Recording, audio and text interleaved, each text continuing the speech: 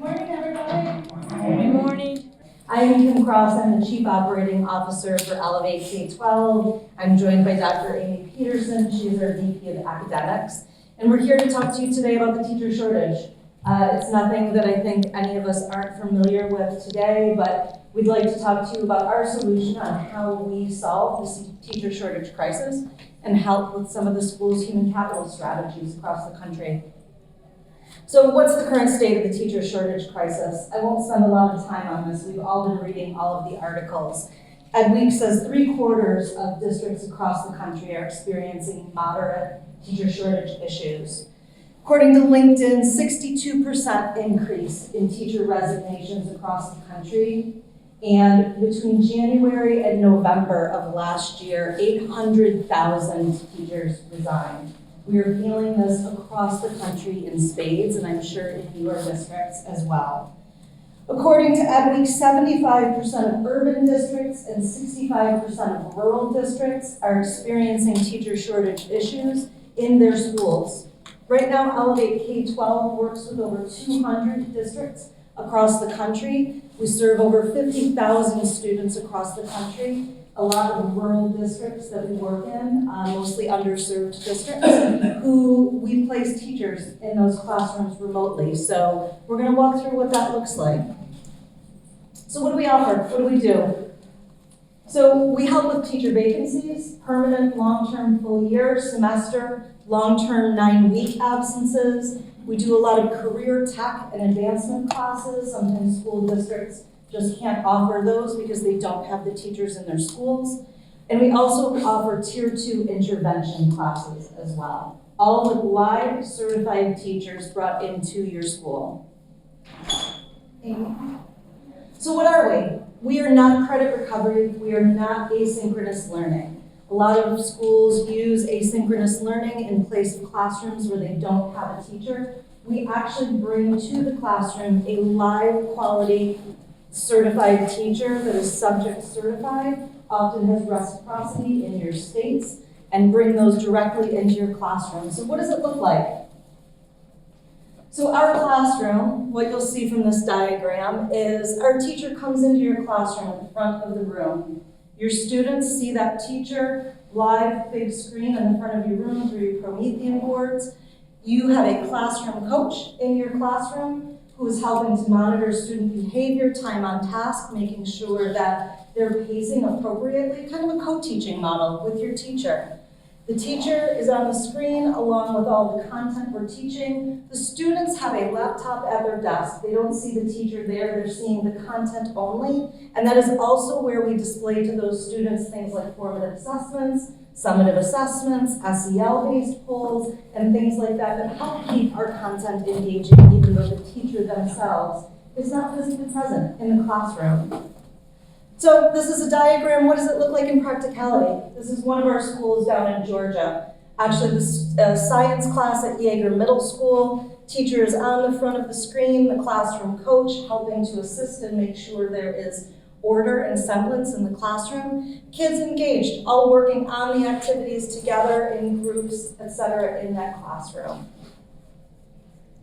So I'm going to turn it over to Amy now, who's going to talk a little bit about our pedagogy, our methodology, and our research. Thank you, Kim. Can everyone hear me okay? I'm not quite as loud as Kim, so I get extra help. So all of our approach, is this better? Okay. So our approach is all research-backed. So we are looking at all of our processes, both in terms of how we're creating the curriculum, what kind of engagement we're having students do in the classroom, and how our teachers are teaching. We have honed in on a set of research-based practices that help ensure that students' learning is enhanced in the classroom. So we look at things like what kind of instructional strategies are we using, and we customize those to the different subject areas, and we're providing lesson plans and activities for those teachers to use in the classrooms that are based in instructional strategies that have been proven to enhance learning. So we engage in cooperative learning in most of our lessons. We are integrating prior knowledge into the lessons. Some other things that we're doing are we have an integrated feedback cycle. So each one of our lessons, our teachers are checking in, seeing where the students are in their understanding, and adapting the lesson based on that and giving feedback based on it. We're also customizing the lessons so that the instructors can differentiate for the students within the classroom. So doing a wide variety of research-based practices. So we do this our approach has these 4 pillars to it. So the first one is live instruction, then we have curriculum, technology, and classroom management. And I'm gonna kind of walk through a little bit of the attributes of each one of those, and then we're gonna show you some real examples in the classroom of how we do this. So in terms of the instructors, we have, as Kim mentioned, we have instructors who are certified both at the grade level and in the subject area, and often have, we do reciprocity in the states that they're needed. All of these teachers are experienced in the classroom, but we recognize that being experienced in the physical classroom doesn't just automatically translate into the online classroom or into a classroom where the teacher and the student are in different modalities. So we have an entire training program that the teachers go through before they enter the Elevate classroom, and that does include application practice sessions within the classroom environment. In addition to that, we also have quality control. So we have a team of academic coaches and raters that are rating our teachers and then coaching them to help them improve in the areas that they're looking to improve in. Kim, if you could go forward one. I'll dig into that a little bit more deeply. So as I mentioned, we have that onboarding and training piece, but we also have an ongoing sort of training, professional learning culture in our teaching team. So we have quarterly professional learning sessions. A lot of times those are driven by the needs and the interests of our teachers, and they're led by our coaches. We also have set up a teacher community. So as our teacher pool grows, making sure that they stay connected and making sure that they have a place where they can interact with each other to share best practices. We've created a virtual environment for them to do that, so they're able to both work directly with their coaches, but they also have an opportunity to be part of that community, and then they also have synchronous sessions where they're doing their professional learning, so they also can develop there as well. As I briefly mentioned, we have a system for rating our instructors, and we look at 4 big criteria there. First and foremost is student engagement. How is that teacher engaging the student in the class and each individual student? So how are they making sure that those students are staying engaged in the learning, practicing the concepts, and giving feedback so that the instructor knows where they need to modify things. So we look at that one really pretty closely. We're also looking at the learning environment. So obviously, as Kim mentioned, we have that whole classroom setup, but the teacher is obviously shaping how that class evolves. So we're also looking at how is the teacher managing their side of that class and the environment there. In terms of content, how is the teacher using the content? As I'll talk about in a moment, our content is very adaptable. So how is the teacher using it to differentiate for that particular class and where they are? And then the final one is the instructor presence. So how is that teacher making that individual connection with students? So in terms of curriculum, we design our curriculum to national standards, and then we align it to state standards, and we take state assessments into consideration.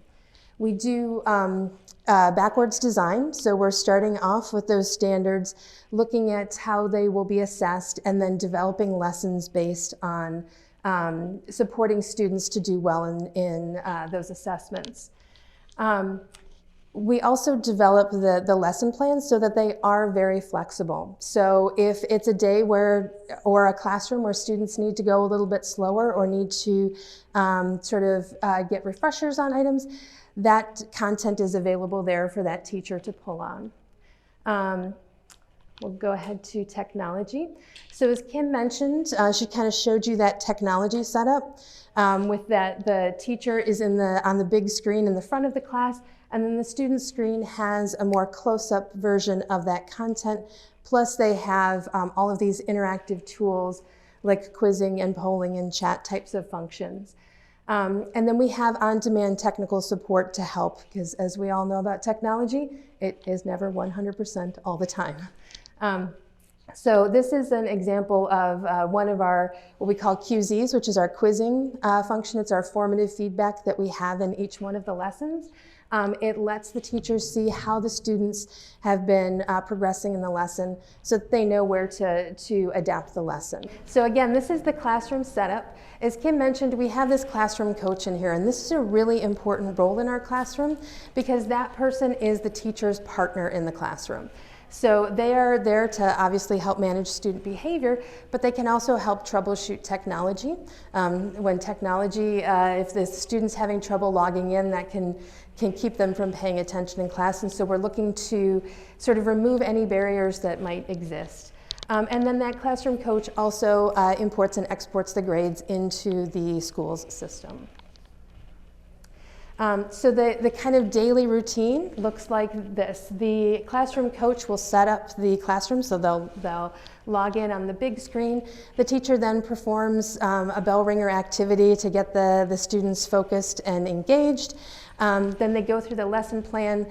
The lesson plan wraps up with some type of formative assessment or polling so that the teacher has an understanding of how the student was progressing in the course. And then the classroom coach will log all of the classroom observation information. So, as I promised, we wanted to show you what it's like in a particular class. So we're going to look at a middle school math class. And what we're going to start off with is that warm-up activity that the teacher does. Points on the coordinate plane. Hi, Jordan. Thanks for logging in. Hi, Miguel. Welcome. All right. Let's go ahead and take a look at something that might help us out with this to see if we are letting it jog our memory here. Okay? Awesome. So, we're going to do a warm-up today. We're going to choose a vertical or a horizontal line on the grid. We're going to draw 4 points and label those points. So we're going to play kind of a game this morning. I'm going to need help from 4 volunteers, okay? 4 volunteers today. We're going to turn your pen on and you're going to draw a point on the grid, okay? I know this is a little bit tiny on your screen. You're going to try and draw a point on a grid where 2 lines intersect. Does anyone feeling brave this morning and wants to draw our first point on this grid? You can press that purple raise hand button. We'll turn your pen on and you can go ahead and draw a point on that grid. Good morning, Teresa. Sure, Crystal, you can try. Okay, Crystal, I'm going to turn your pen on. Okay? If anyone else wants to volunteer, you can also press that purple raise hand button. That's going to show that you want your pen on.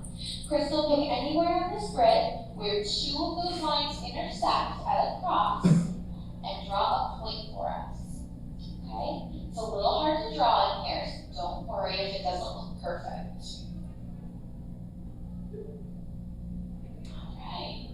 Ooh, wonderful. Okay, great. I see that point there, Crystal. Thank you so much. So that gives you a quick example. She's getting welcoming the kids. She's getting them engaged. She's getting them to use their tools. And so then the next one I want to show you. So once we've gotten that warm up, we typically use the gradual release model. And so we start off with the I do portion. And hi, Jordan. Thanks for logging in. Hi, Miguel. Welcome. So, we're going to talk about negative coordinates today. Alright, negative coordinates today. Thanks, Coach. And we're going to talk about the quadrants. So get on ready to take those notes for me. Alright, awesome.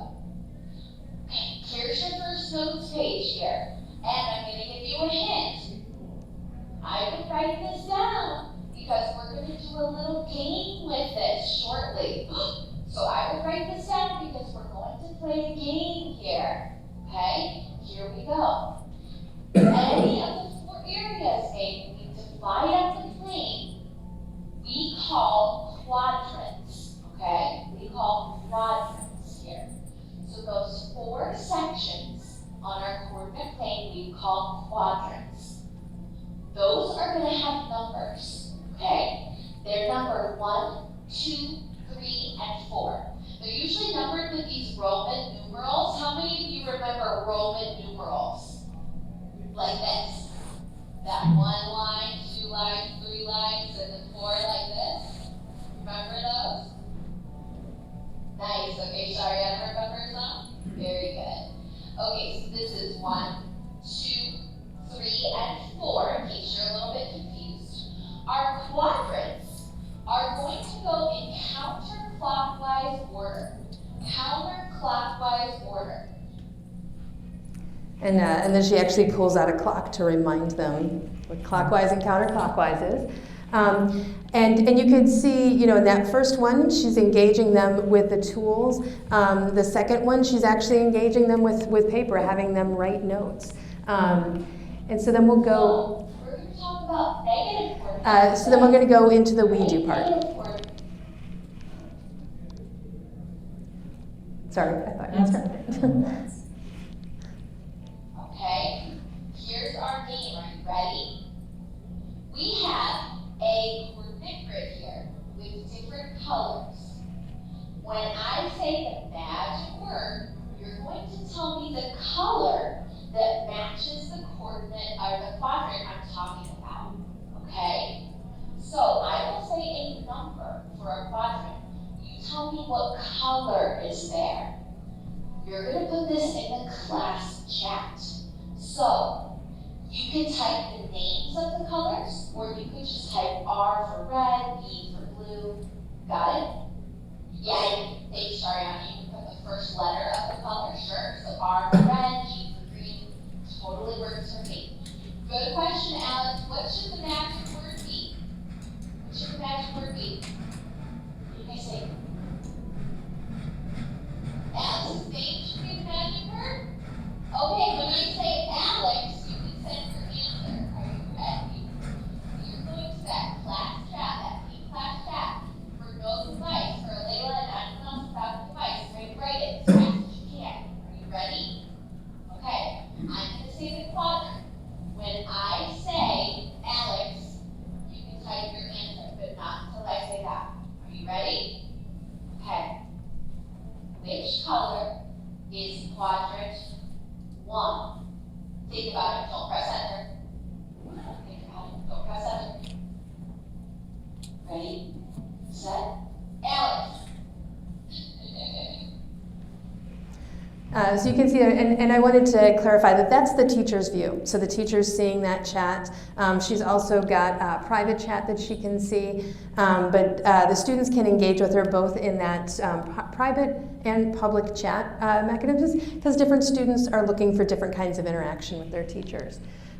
So then the last piece is the I do part, or the students doing it themselves, and we're also using this one to gauge this in terms of the students learning for this particular concept. What quadrant is the point 2, 3 located in? So positive 2, positive 3. What quadrant is the point 2, 3 located in? Yeah, you can hold it up on your hands too. What quadrant is the point 2, 3 located in?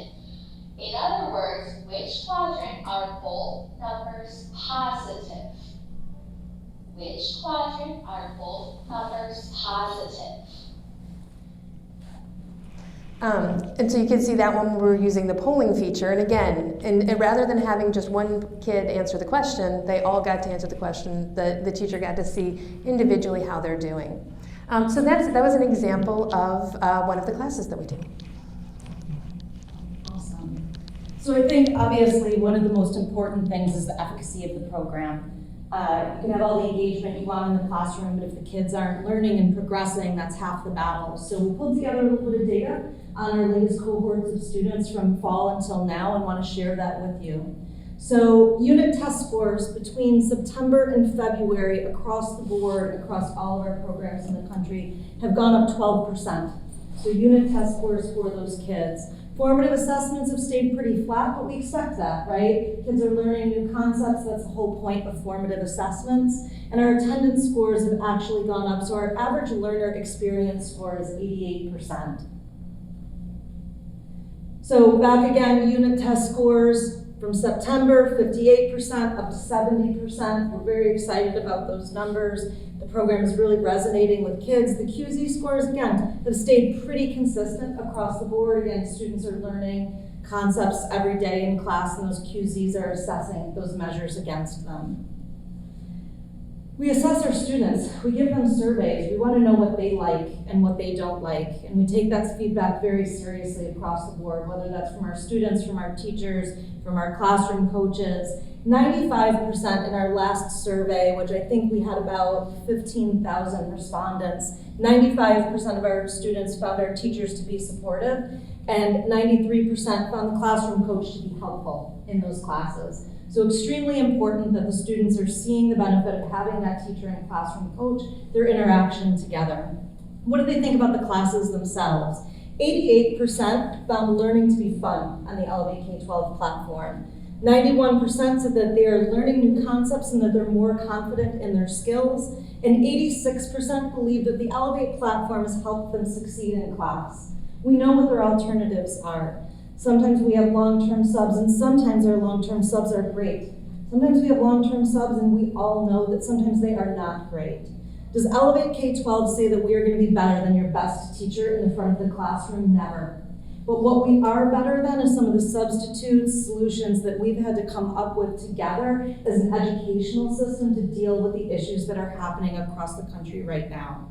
We are giving students the opportunity to interact with a live teacher every day, 5 days a week, 4 days a week, whatever your schedule is in those Bell schedules. We're giving them that live engagement so they have that SEL, they can make relationships with their teachers over the course of the year. You might ask where our teachers come from, right? We're gonna open up for questions, but I know we get this one a lot. A lot of our teachers, we have two very large populations that our teachers come from currently. One are stay-at-home moms, right? 80% of teachers across the United States are women. Most of them have some sort of maternal instinct, which is why they went into teaching in the first place. We know that a lot of them want to take time off with their kids. They can get their kids on the bus at 8 o'clock, off the bus at 3 o'clock, and teach with Elevate K-12 from 9 to 2 in between, keeping their toe in the water and allowing them to stay in their career. We also get a lot of retired teachers. They still have active teaching certificates. Rules of 85s, depending on your state, means they're 55 years old, they've taught for 30 years. They're not ready to stop teaching. They may just not want a full-time schedule and have to go into the schools. So we get a lot of retired teachers who come with us with a lot of credentials and active certificates that love teaching with us. And that's it for us. I'm going to open it up for questions, and Amy and I are happy to answer anything that you guys may have. I don't have a question, but I actually worked with Elevate K-12 way in the beginning. Oh, yeah. Right after it came out of the college and Yeah. won the award out of University of Michigan. Sure, when we were just doing tier 2. Yeah, I worked directly with Shaylee. Yeah. And just to see how all of this has progressed, I would tell her then, you're foreseeing into the future the need. And here we are, COVID hit, and Thank you. lo and behold, there's such a need, and definitely, I worked with her in many states. I was in Detroit, I was in Baltimore, I was down in Georgia, even here in Chicago and in Seattle. And just seeing it, I mean, it works. This is something, and especially supported the special needs students. The success rate that I was able to witness personally in all these different schools that had, where those are the students that are usually struggling the most, to see that growth and them enjoying doing the programming, as well as bilingual kids. And so What I didn't hear too much about now is what are the support for language, for English language learner students? Sure. How has that grown or Yeah. not grown or changed? I'll use an example from right here in Illinois. We have a very large bilingual program at the Waukegan school districts here.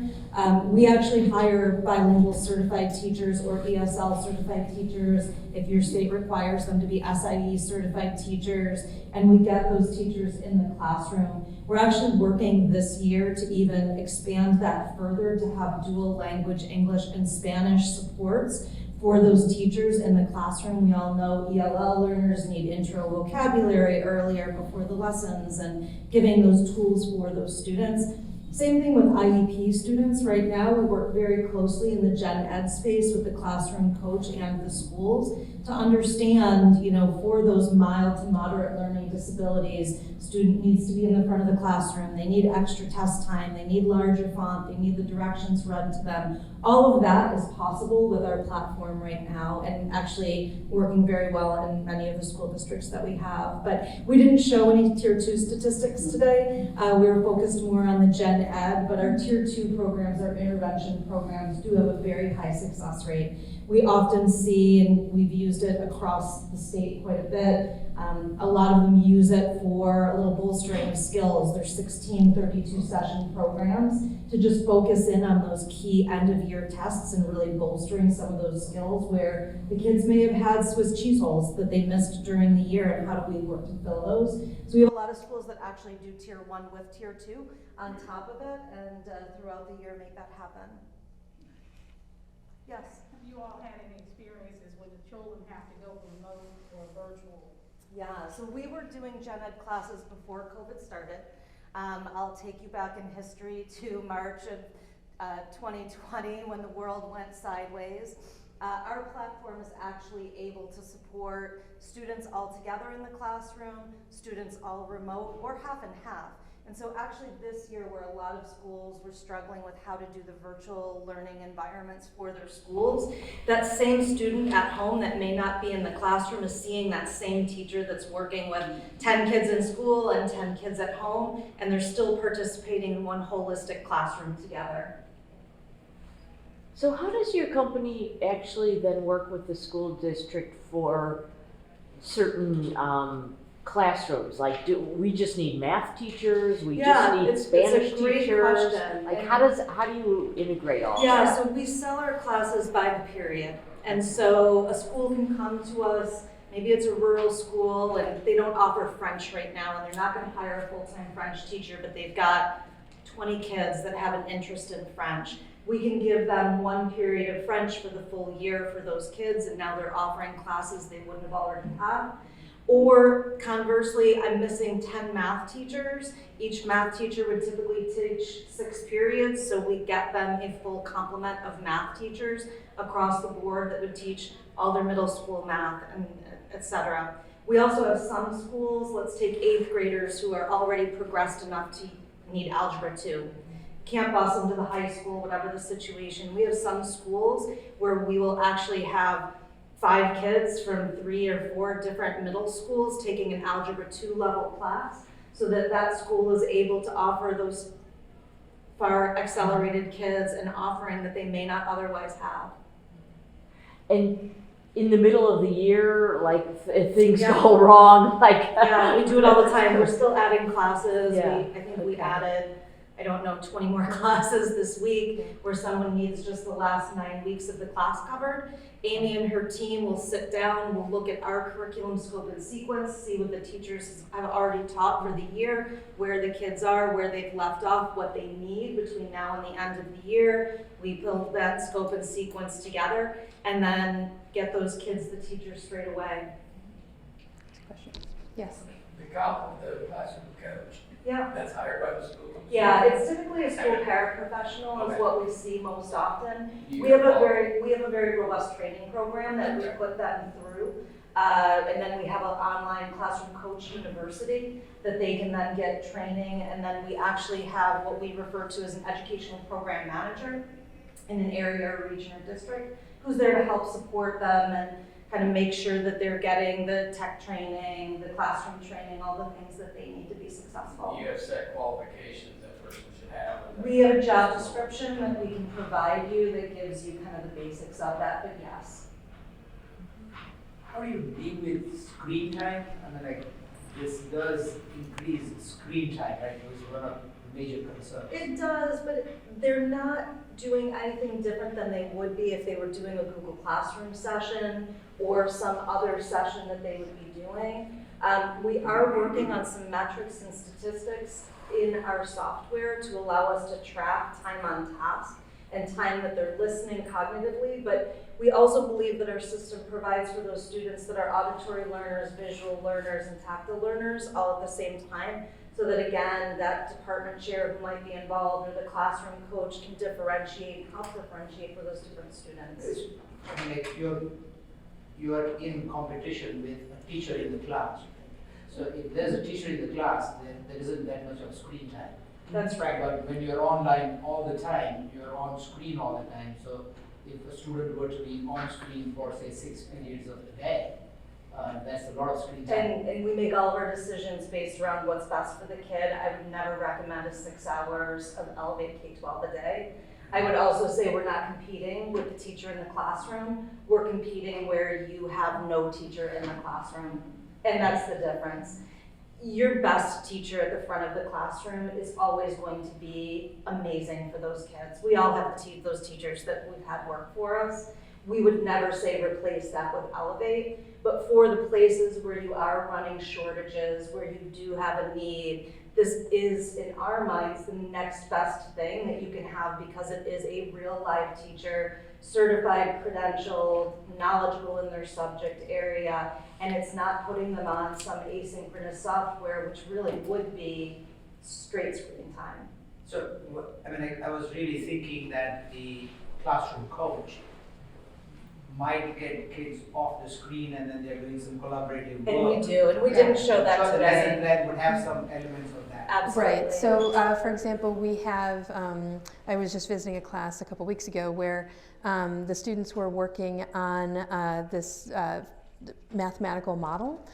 It was a collaborative task between 2 students. They had the software in front of them, but they were working on it together. So the screen was still in front of them, but they were having, 2-person collaboration time. So they weren't, it wasn't just straight screen. What's the device that they use in the class? Is it an iPad or? Whatever the school has provided for them, so absolutely. They can do it on iPads, Chromebooks, laptops, whatever it is that the school has provided for those students. Do you all provide Tier 3 support for students? We do not currently. We are looking next year at offering some resource rooms for special ed and special needs students, but Tier 3 is not part of our offering right now. So how does the pricing work? I will get you in contact with one of our salespeople who can talk you through the specifics. You've got the operator and academics today, not the salespeople, but I will happily give you my card, we'll exchange that, and I'll get you in touch with our head of sales. Is that also on the website where you can just click contact me? Absolutely. If you go to elevatek12.com, you'll see our full complement of courses. We offer right now everything in 6 through 12 in all of the core subject areas. World languages, we offer Spanish, French, German, and American Sign Language. We have a full complement of computer science courses, which we're expanding into high school next year. We're also expanding, as I mentioned, our bilingual services, some of our special ed services, and we'll also be dabbling into some of the elementary grades as well that we'll be working on over the summer to be offered in the fall. We also did this year, in all transparency, for virtual academies, because we had several schools that came that we ran their virtual academies. We offered things like art, we offered music, we had PE classes. They were adorable, but it was really fun to watch some of those for those kids that their parents weren't ready for them to come back into the classroom. Great, any other questions? Yeah, thank Fantastic. you. I've got business cards if anybody wants to grab one. Otherwise, elevatek12.com. Please go to our website. Thank you for joining us today. Enjoy the rest of the conference, and we look forward to speaking to you soon. Thank you. Thanks, everybody.